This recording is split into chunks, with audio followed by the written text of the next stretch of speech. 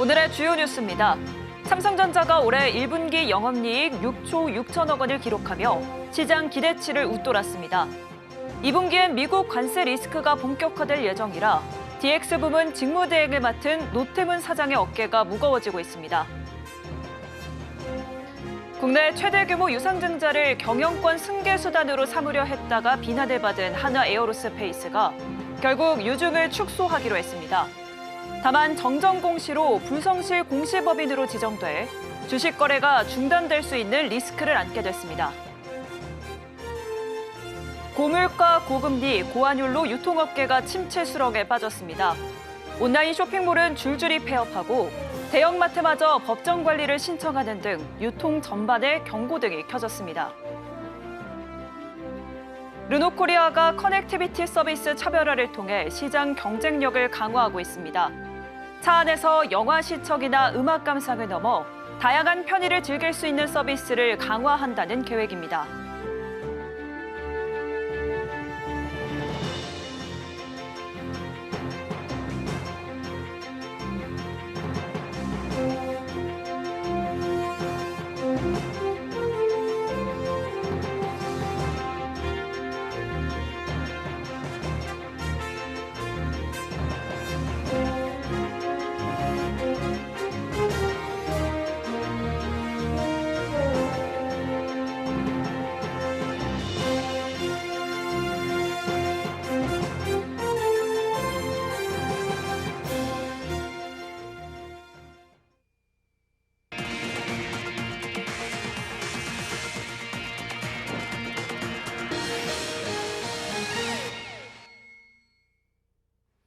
여러분 안녕하십니까? 4월 8일 서울경제 뉴스5 시작합니다.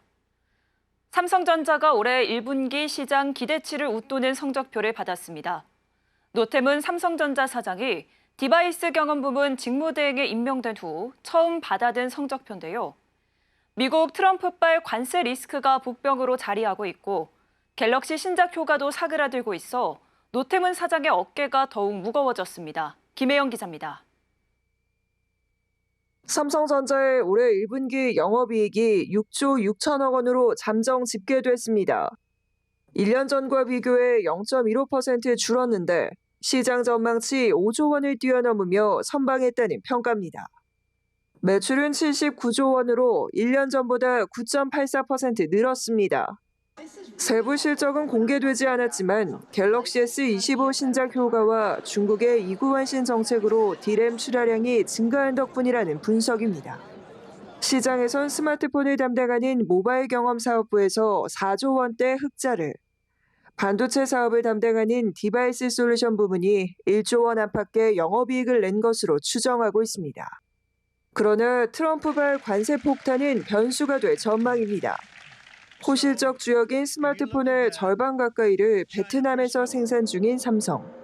미국이 베트남에 상호 관세 46%를 부과한 만큼 부담이 커지는 겁니다. 주요 전자기기들 역시 관세 리스크의 직격탄을 맞을 가능성이 큰 상황. 반도체에도 추가 관세가 예고된 만큼 불확실성은 커지고 있습니다. 갤럭시 신화를 쓴 노태문 사장이 디바이스 경험 부문장 직무대행으로 등판한 가운데 2분기 실적 파고를 넘을 수 있을지 주목됩니다. 서울경제TV 김혜영입니다. 한화에어로스페이스가 오늘 유상증자 규모를 대폭 축소한다고 공시했습니다. 유상증자가 대주주 경영권 승계 과정에 이용되는 게 아니냐는 의혹을 해소하고 주주 불만을 달래기 위한 조치로 풀이되는데요. 이번 정정 공시로 불성실 공시법인으로 지정돼 주식 거래가 중단될 수도 있는 리스크를 안게 됐습니다. 김효진 기자입니다. 한화에어로스페이스가 3조 6천억 원이라는 국내 최대 규모의 유상증자 계획을 돌연 축소했습니다. 오늘 한화에어로스페이스는 지난달 예고한 유상증자 규모를 2조 3천억 원으로 축소한다고 공시했습니다. 뼈아픈 이런 지적의 말씀들을 좀 많이 하셨죠. 그래서 아무리 경영적으로 이게 옳은 길이라고 하더라도 결국은 우리 주주들, 그다음에 우리 시민단체, 또 정치권, 또 정부 당국의 지지를 받지 않고 이렇게 밀어붙이는 거는 이건 아니다. 그동안 업계에선 유상증자를 두고 대주주 경영권 승계 과정에 이용되는 게 아니냐는 의혹이 있어 왔습니다. 주가 하락에 주주들의 불만도 컸던 상황. 이 같은 논란에 금융감독원은 하나 에어로스페이스가 낸 증권 신고서 정정을 요구하며 제동을 걸기도 했습니다. 유상증자 목적으로 제시한 투자 내역이 모호하다는 겁니다. 김승현 회장이 주 하나지분 중 일부를 새 아들에게 증여하며 경영권 승계 완료를 선언했지만 이재명 더불어민주당 대표는 이를 두고 주가가 급락한 날 자녀에게 지분을 증여한 총수라고 언급하기도 했습니다. 이날 하나 에어로스페이스는 이번 유상증자 축소로 줄어드는 투자 자금 1조 3천억 원을 총수 일가가 지분 100%를 보유한 하나에너지 등을 통해 확보하겠다고 밝혔습니다. 다만 업계에선 대규모 공시 정정으로 인해 불성실 공시법인 지정 가능성도 커졌다고 입을 모읍니다. 유가증권시장 공시규정 제31조에 따르면 증자에 관한 공시 내용 중 주주 배정 비율, 발행 주식수 또는 발행 금액의 100분의 20 이상 변경 시 공시 변경 사항으로 판단해 불성실 공시법인으로 지정될 가능성이 있기 때문 최악의 경우 거래 정지도 가능할 수 있다는 관측이 나옵니다. 서울경제TV 김효진입니다.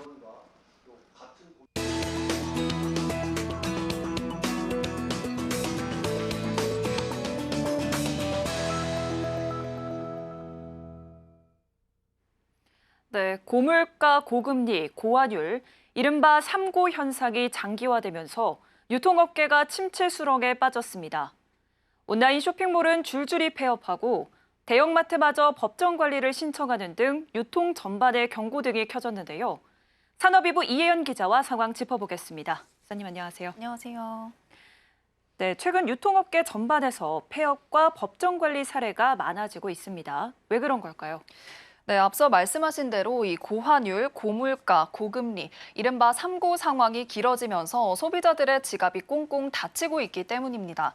여기에 코로나19 이후 재무 구조가 허약해진 상황에서 더는 버티지 못하는 한계 기업이 속출하게 되면서 이 유통업계는 이러한 복합적 위기 속 실적의 직격탄을 맞고 있는데요. 특히 온라인 업계는 경쟁 심화, 시커머스의 국내 진출 등 악재가 겹치면서 많은 업체들이 생존 자체를 걱정할 상황에 놓였습니다. 지난해 7월 티몬 위메프의 미정산 사태로 약 53만 명이 1조 5천억 원의 피해를 입었던 사건을 시작으로 최근 1300K, 바보사랑, 알레츠 등 온라인 쇼핑몰들이 잇따라 문을 닫았습니다. 오프라인도 마찬가지 분위기인데요. 지난달에는 대형마트 2위 홈플러스가 유동성 위기를 이기지 못하고 기습적으로 기업 회생 절차를 신청했고요. 명품 플랫폼 반란도 2023년부터 완전 자본 잠식 상태를 이기지 못하고 법정 관리에 들어갔습니다. 상품을 유통해 판매하는 온 오프라인 유통업체에서 시작된 이런 흐름은 내수를 기반으로 하는 제조업체와 또 물류 등에 심각한 영향을 끼치는 모습입니다. 네, 앞으로 이 유통업계 전반에 걸쳐 도미노 위기가 확산될 것이란 우려도 나오고 있는 것 같은데요. 네, 맞습니다. 이 산업계 전반에서 내수산업 도미노 위기는 더 빨라질 거란 그런 우려가 나오는데요. 최근 물류업체 팀프레시도 4년 사이 1,000억 원이 넘는 누적 영업 손실이 쌓이는 등 자금난으로 이 새벽 배송을 일시 중단하면서 업계의 불안감은 더욱 커졌습니다. 대한상공회의소가 발표한 유통산업 전망에 따르면 올해 소매시장 성장률은 고작 0.4%로 예상되고 있고요. 이는 코로나19 직격탄을 맞았던 2020년 이후 최저 수치입니다. 그래서 지금 기업들은 이 생존 모드에 들어갔다 이렇게 봐도 무방한 상태인데요. 애경그룹의 경우에는 지주사 AK홀딩스가 지난해 말 기준 총부채 4조 원, 부채 비율 328%를 기록한 가운데 모태 계열사 매각을 검토하고 있고요. 또 롯데그룹은 지난해 말 유동성 위기설에 직면하면서 비핵심 사업과 자산을 정리하는 방향으로 사업구조 개편에 나섰고 롯데마트, 11번가 등은 희망퇴직을 단행했습니다. 이처럼 단기적인 유동성 확보뿐만 아니라 장기적인 사업 모델 재편이 필요한 시점이다. 이런 분석도 나옵니다. 네, 이 유통업계 전반에 걸친 유동성 우려를 해결할 방법이 있을까요? 네, 사실상 향후 전망이 밝지 않다는 의견이 우세합니다. 인구 감소가 지속되면서 내수 시장을 기반으로 하는 유통업체들의 설 자리가 갈수록 좁아지는 추세고요. 엎친 데 덮친 격으로 최근 미국 트럼프 행정부의 고강도 관세 정책 발표로 인해 국내 경쟁 성장률 예상치가 크게 밑돌 거란 관측도 나옵니다. 유통업계는 우선 해결할 과제로 각종 규제 개선을 꼽고 있는데요. 특히 대규모 유통업법이 대형마트와 기업형 슈퍼마켓의 출점 규제, 의무 휴업, 영업시간 제한 등을 뼈대로 하는데 이미 유통시장의 대세가 온라인으로 넘어간 만큼 이 시대에 뒤처졌다는 지적이 많습니다. 이 밖에도 국가 컨트롤 타워가 하루빨리 재가동해서 이 내수 경기 침체를 해결하고 또 유통업 내 위기 확산 방지 등 업계 재편과 구조조정 작업이 제대로 이뤄질 수 있도록 해야 한다. 이런 목소리가 나옵니다. 네, 지금까지 이혜연 기자와 이야기 나눠봤습니다. 오늘 말씀 고맙습니다.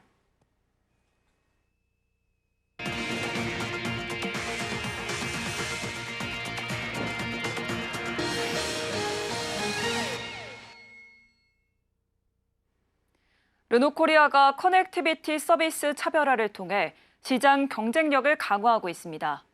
차량이 단순히 이동 수단을 넘어 차 안에서 영화를 보거나 음악을 감상하고 소셜미디어 활동까지 가능해진 건데요. 르노코리아는 커넥티비티 서비스를 지속 개발해 경쟁력을 키워간다는 전략입니다. 이혜란 기자입니다.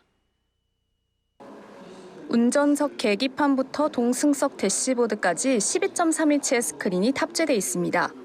르노코리아가 국내 완성차 업계 최초로 스크린 3개가 이어진 오픈할 파노라마 스크린을 선보였습니다. 이 스크린은 브랜드 전환 이후 처음 선보인 중형 SUV 그랑콜레오스에 탑재됐습니다. 탑승자는 스크린을 통해 5G 통신망을 기반으로 음악, 영화, 웹툰 등 다양한 엔터테인먼트를 즐기고 차량을 제어하는 등 다양한 커넥티비티 서비스를 손쉽게 이용할 수 있습니다. 르노코리아는 커넥티비티 생태계를 구축하기 위해 네이버 클라우드, 드림에이스와 자동차용 웹 플랫폼 공동 개발을 위한 업무 협약을 맺기도 했습니다. 다양한 서비스들을 저희가 직접 소싱하고 커스텀하는 역할. 그래서 어떻게 보면은 자동차 회사들이 좀 제약적으로 가져갔던 서비스들을 저희가 좀 더 확장했던 그런 역할을 했다. 르노코리아는 온라인 동영상 서비스와 음악, 소셜미디어 등 다양한 서비스를 차 안에서 편리하게 이용할 수 있도록 특화된 서비스와 콘텐츠를 지속적으로 개발한다는 방침입니다. 처음 100종이었던 서비스도 200종까지 늘렸는데 앞으로 더 많은 파트너를 발굴하고 협업한다는 목표입니다. 오로라 1의 그랑콜레오스에 한정돼서 이 서비스를 계속 유지하는 게 아니라 오로라 2에 새로 들어가는 피처들, 오로라 3에 들어가는 피처들 그런 것들이 지금 계속 개발 진행 중에 있다고 보시면 될 것 같고요. 르노코리아는 자동차에 최적화한 웹 플랫폼 개발에 역량을 집중해 모빌리티 웹 서비스 생태계를 구축해 나간다는 목표입니다. 서울경제TV 이혜란입니다. 벤처업계의 혹한기가 장기화되고 있습니다.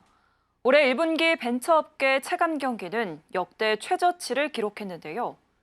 대통령 파면으로 정치적 혼란은 일단 수습됐지만 미국의 관세 부과 등 글로벌 경기 불확실성이 여전한 탓에 회복 기미를 보이지 못하고 있습니다. 이수빈 기자입니다. 벤처업계가 회복세를 찾지 못하고 있습니다. 탄핵 인용으로 정치적 혼란은 수습됐지만 글로벌 경기 불확실성 속에 투자 심리 회복이 더딘 모습입니다. 올해 1분기 벤처업계 체감 경기는 역대 최저치를 기록했습니다. 벤처기업협회에 따르면 올해 1분기 벤처기업 경기실사지수는 조사 이래 가장 낮은 78.6을 기록했습니다. 3분기 연속 감소세를 나타낸 겁니다. 지속된 경기 침체로 자금 흐름이 둔화된 영향으로 분석됩니다. 벤처 투자도 부진한 모습입니다. 올 1분기 국내 스타트업, 중소기업 대상 투자 건수는 총 243건으로 전년 동기 대비 24% 줄었습니다. 같은 기간 투자 금액 역시 4% 감소한 1조 2,363억 원에 그쳤습니다. 윤석열 전 대통령 탄핵 인용으로 투자 심리가 회복될 것이란 관측도 나왔지만 전망은 불투명한 상태입니다. 미국 관세 부과 등 글로벌 경기 불확실성이 증시를 짓누르고 있기 때문입니다. 벤처 투자 특성상 일시적 정치 이벤트보다는 글로벌 경기의 영향을 더 많이 받는 만큼 탄핵 인용이 투자 회복세로 이어지기는 어려울 것이란 관측이 나옵니다. 지난해 벤처 투자액이 3년 만에 반등에 성공하며 고무적인 분위기를 이어온 벤처업계. 대내외적인 불확실성 심화로 시장이 위축되면서 벤처 혹한기가 길어질 것으로 보입니다. 서울경제TV 이수빈입니다. 트럼프 미국 대통령의 관세 폭탄 여파로 미국 증시가 바닥을 모른 채 폭락하자 서학개미들의 비명소리가 커지고 있습니다. 박살난 증시에 레버리지 효과까지 더해지자 패닉에 빠진 건데요. 고위험 고수익을 추구하는 공격적 투자가 손실을 눈덩이처럼 불렸습니다. 김보연 기자입니다. TSLR 마이너스 75.05%, 속슬 마이너스 69.44%. 트럼프 미국 대통령의 관세 폭탄 여파로 뉴욕 증시가 연일 추락하자 국내 증시를 떠나 미 증시로 간 개인 투자자들이 패닉에 빠졌습니다. 레버리지를 일으켜 투자하는 상품의 경우 연초 대비 주가가 3분의 1 토막도 안 남은 상황. 8일 한국예탁결제원에 따르면 지난 4일 서학개미가 보유한 상위 10개 미국 주식의 보유 금액은 429억 달러입니다. 4거래일 사이 47억 달러 넘게 증발했습니다. 서학개미가 가장 사랑한 종목인 테슬라의 보유 금액 증발 규모는 13억 달러가 넘습니다. 특히 처참한 건 레버리지를 일으켜 투자한 상품입니다. 서학개미들은 나스닥 100 지수를 3배 레버리지로 추종하는 TQQQ ETF를 17억 6,227만 달러 보유 중입니다. 이어 테슬라 2배 레버리지 상품 14억 7,052만 달러, 필라델피아 반도체 지수 수익률을 3배 추종하는 ETF 9억 9,235만 달러 등을 갖고 있습니다. 주가가 3분의 1 토막도 안 남은 상황. 국내 투자자들이 가장 많이 순매수한 미국 주식 상위 25개 종목을 서학개미 가중 방식으로 편입해 운용하는 삼성자산운용의 코덱스 미국 서학개미 ETF의 경우 이날 14,255원에 마감했는데 지난해 말 고점 대비 30.2% 추락했습니다. 해당 ETF는 테슬라, 엔비디아, 애플, 펠런티어, 아이온큐 등으로 구성되어 있는데 모두 큰 폭으로 하락한 종목. 녹아내리는 계좌잔고에 서학개미들이 공포에 질리고 있습니다. 서울경제TV 김보연입니다. 미국 상호 관세 충격이 수출 기업과 중소기업 등으로 고스란히 이어지는 조짐이 보이자 금융지주들이 25조 원 규모 금융지원책을 발표했습니다. 은행권에서는 업종별 관세 리스크를 분석 중인데 결국 건전성 관리를 위해 기업 대출 축소로 이어질 것이란 전망이 제기됩니다. 당국에서는 이 같은 상황을 막기 위해 은행권 대상 규제 완화 검토에 들어갔습니다. 이연아 기자입니다. 지난일 미국 상호관세 부과로 수출기업과 중소기업, 소상공인 자금 악화 충격이 이어지자 금융권에서 잇따라 금융지원책을 발표했습니다. 신한금융지주는 10조 5천억 규모 금융지원에 나섰고 KB금융지주는 총 8조 원 규모 금리 우대 프로그램을 운영, 하나금융지주는 6조 3천억 규모 긴급 유동성 지원에 나섰습니다. 농협금융지주는 기술보증기금과 함께 1,929억 원 규모 금융지원을 진행 중이고 우리금융지주는 상호관세 피해 지원 TF를 꾸리고 관세 충격이 큰 수출입 기업 최우선 지원에 나섰습니다. 이미 지난주부터 금융지주사들은 긴급회의를 소집해 비상경영체제에 돌입하며 대응 중입니다. 은행권에서는 특히 미국 관세 부과에 따른 업종별 차주별 관세 리스크를 집중 분석하고 있는데 일부 은행에서는 관세 영향을 3단계로 나눠 모니터링하고 올해 상반기 말 정기 산업등급 평가에 반영할 계획입니다. 하나은행은 이미 2차 전지 산업을 중점관리 업종으로 편입했고 IBK 기업은행은 관세 영향 체크리스트를 만들어 시나리오별 대응책 보유 여부를 확인 중입니다. 은행권에서는 중소기업 대출 연체율이 빠른 속도로 악화되고 있어 상황을 예의주시하고 있습니다. 금융감독원에 따르면 지난 1월 국내 은행 원화대출 연체율은 0.53%, 중소기업 대출 연체율은 0.77% 수준인데 은행권에서는 관세 충격에 더해 연체율 상승세가 지속될 것으로 전망하고 있습니다. 일각에서는 금융지주사들이 건전성 관리라는 핵심 과제를 안고 있어 위험 가중자산 축소를 위해 기업 대출을 우선적으로 줄일 것이란 전망을 제기합니다. 금감원도 이 같은 상황을 우려해 오늘 오전 상호관세 대응 점검회의를 열고 은행권의 자금 지원에 부담을 줄이기 위한 수출기업 대출 관련 자본 규제 완화 방안 검토에 들어갔습니다. 서울경제TV 이연아입니다. 롯데 손해보험이 수익성과 건전성이 악화하며 인수합병 시장에서 고전하고 있습니다. 밸류에이션은 지속해서 하락하고 있는 가운데 건전성 지표인 킥스 비율 제고를 위해 기본 자본 확충이 시급한 상황입니다. 김도하 기자입니다. 지난해부터 상시 매각 체제로 전환된 롯데손해보험이 인수자를 찾지 못한 채 표류 중입니다. 롯데손보는 매각 초기 2조 원대의 몸값을 내세웠지만 지난해 실적이 고꾸라지고 건전성 우려가 커지면서 현재는 매각가를 절반 이상 낮춰야 한다는 목소리가 나오는 실정입니다. 롯데손보의 지난해 당기순이익은 242억 원, 1년 만에 91% 넘게 급감했습니다.